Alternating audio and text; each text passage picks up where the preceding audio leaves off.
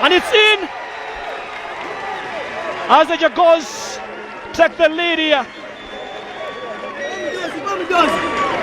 Geoffrey Lubanga-Kene with the delivered touch. From a grieving week to celebrations into the Jaguars area. Or the fans. Innocent Kitimbo charged on. Villa now. Sebufu Kakande. It's a cutback. Patrick Kakande! And a save from the legs of the Maroons Football Club. Goalkeeper Amil Nalugoda. Left foot. And that's what Najuviga can do in such moments. Very hard. You're having two options here. It's a cross from Bande. Header! Andrew Otim!